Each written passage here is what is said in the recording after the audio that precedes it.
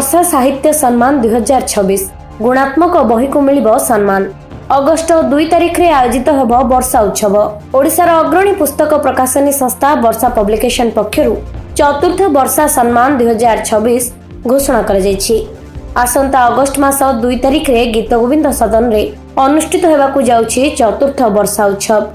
वर्षा publication सबुबेले गुणात्मक मान थिबा बहिर सम्मान करबा सहित यार प्रकाश प्रचार प्रसार रे प्रमुख भूमिका ग्रहण करि आछि। लेखक अपेक्षा लेखा को बा सेमानक कलात्मक कृति को अधिक सम्मान देबारे विश्वास रखिछि वर्षा पब्लिकेशन। सेही क्रम रे चलित वर्ष 3टी पुस्तक को सम्मानित कराजिबो। आगामी अगस्ट 2 तारिख दिन गीत गोविंद सदन रे हेबाकु थिबा एक दिन व्यापी कार्यक्रम चतुर्थ वर्षा उत्सव रे यह प्रदान कराजिबो।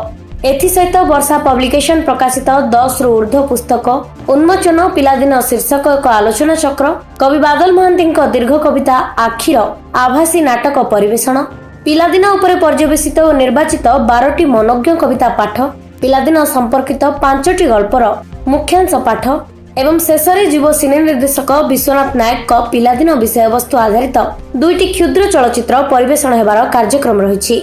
ए उत्सव रे साहित्यानुरागी व्यक्ति विशेष को विपुल संख्या रे जोग देबाकू विनम्र अनुरोध करिसेंती आयोजक। ब्यूरो इनपुट सह सीमा सतपथी को रिपोर्ट, रीमा न्यूज। वर्षा उत्सव मो पई नियारा कारण जोटी भी मु आर्मी रे जॉब भी करे, मुझे जोटी बाहर थिले भी मु आसे ए उत्सव रे निजे को शामिल करे। मु से वर्षा रे भेजे अनुभूति अनुभव बड़ बड़ व्यक्तित्व मान सहित मुझे मिसे मत बहुत भल लगे। से प्रत्येक वर्ष आसो चेष्टा करे। एथर लास्ट गत थर भी थी नई को नहीं जो थीम थिला, एथर पिलादिन को नहीं अनेक जिनस हम जोटा कि आम ये कर बहुत व्याप्त तार समस्त किसी ना कि पिलादिन अनुभूति अच्छी। तो सेमती एथर आम इंट्रोड्यूस कर शॉर्ट फिल्म पिलादिन को नहीं मुझे स्क्रिप्ट मोर कहानी मोर निर्देशन और स्क्रीन प्ले भी मुझे लिखी।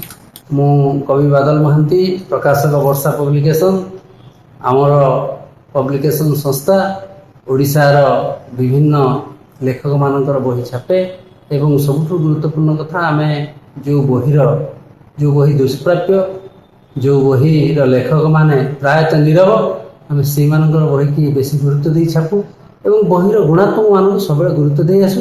आम प्रतिवर्ष गोटे वार्षिक उत्सव करूँ जार ना हूँ वर्षा उत्सव। एथर चतुर्थ वर्षा उत्सव अगस्ट 2 तारिख दिन गीत गोविंद सदन में अनुष्ठित हो। यही अवसर में आम 3टी पुरस्कार भी घोषणा करें। व्यक्ति नुह कृति ही पुरस्कृत कर सर्वश्रेष्ठ कृति मान भितर एथर आम ओडिशार प्रख्यात नाट्यकार रमेश प्रसाद पाणिग्राही नाटक बही को मनोनीत करिचु वर्षा नाटक सम्मान पाई।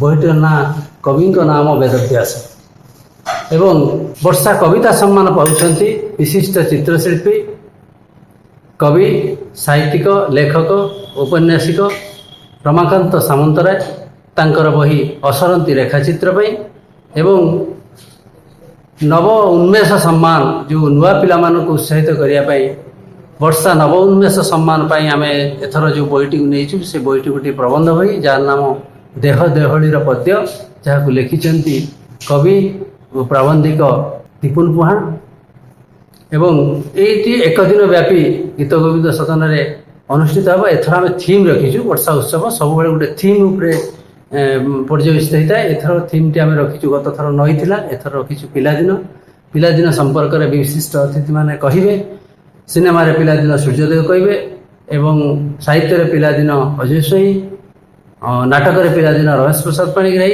एवं सिनेमा रे पिलादिन सूर्योदय एमिति एवं तापरे आमे गोटे नाटक आभासी नाटक आखि कवि बादल महांती गोटे दीर्घ कविता जहाँ को नाटक रूपांतर करा जायछि से आखि बोली एवं ता सहित आमे 10-12टी कविता पिलादिन को नहीं विभिन्न कविंकर सेटा आवृत्ति करा जिवो एवं 5टी गप भल गप पिलादिन उपरे से गपर सारांश आमे से दिन पठन करा जिवो एवं युव निर्देशक मो पाखरे बसचंती मोर सान भाई विश्वनाथ नायक तांकर 2टी सिनेमा ପିଲାଦିନକୁ ନେଇକି ସେଠି ପ୍ରଦର୍ଶିତ କରାଯିବ ଏବଂ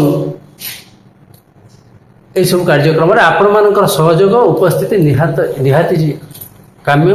ଆପଣଙ୍କୁ ଅନୁରୋଧ କରୁଛି ଆପଣ ସେଦିନ ଆସିବେ।